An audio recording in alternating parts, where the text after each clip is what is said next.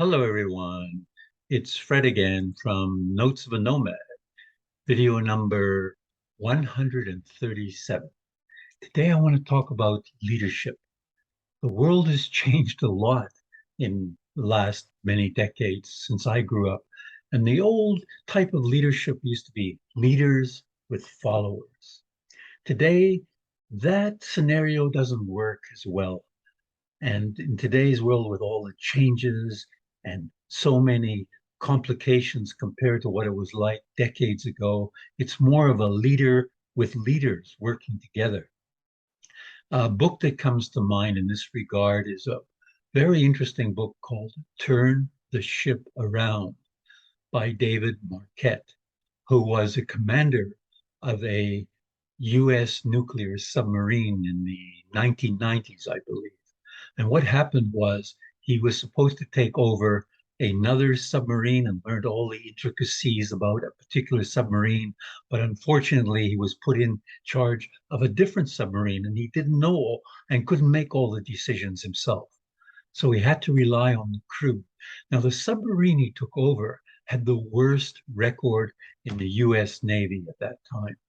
People didn't want to be there. And when they did exercises, they did the worst of all the other submarines. But by empowering the people and giving them the responsibility and the authority to make decisions on how to run this, he turned the ship around and it became the best record of any submarine in the US Navy.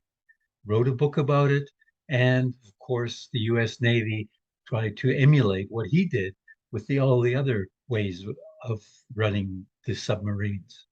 So, Turn the Ship Around showed us that you have to change and empower the people. And so, a leader today needs different skills than they needed decades ago. And I'll share with you some of the important ones. There's so many, but five of them. Number one is an effective communicator. And to do that, one of the most important things is to be a strong listener and listen to people and understand where they're coming from and why they are doing and saying what they're saying and thinking what they're thinking. So effective communication is one. Next one is a collaborative environment where people work together. It's not competitive. It's not this department against that department. It's everyone together and trying to cooperate, different backgrounds, different cultures, different age groups, but everyone working together in a collaborative mindset and a collaborative environment. Number three is empathy. Understand what motivates people. What are their goals? What are their dreams? Why are they, what makes them tick? It's important to have empathy for others. Number four is understand technologies. The world has changed. Maybe we're in the old techniques, but maybe we think email is the only way. There's a lot of other ways we communicate in today's world. We must be adaptive and learn the technologies that work in today's world. And the last but not least, the fifth one is humility. This is something that Jocko Willink said. Jocko Willink, in case you've never heard of him, was a commander for the SAS in the Iraq warfare. And he became a trainer. And he's now written books about leadership and humility. He said, without that, it's not about you as the leader, it's about everyone's involved. And with humility, if there's work to be done, climb in with the others and work with them.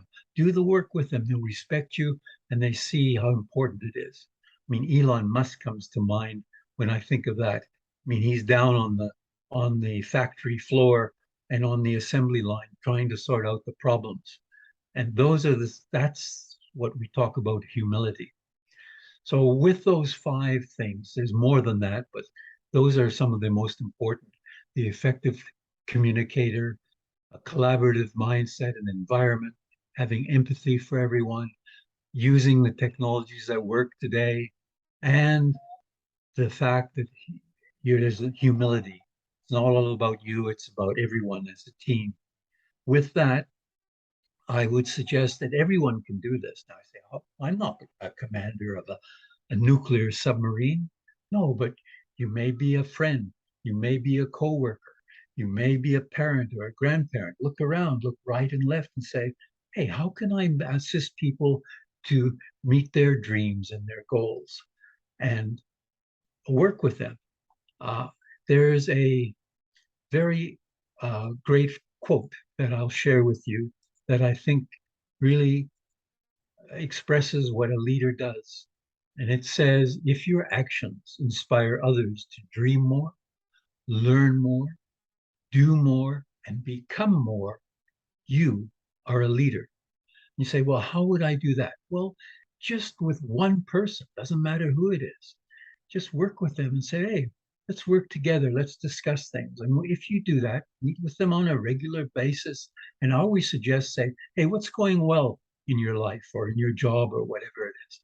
What could be done better? What do you think you'd like to improve? And how can maybe that be done? Let them do the thinking and the research. Don't tell them you're not leading, telling them. You are assisting them and discussing with them, seeing what they can try to see if it works. And if things work well, celebrate it with them.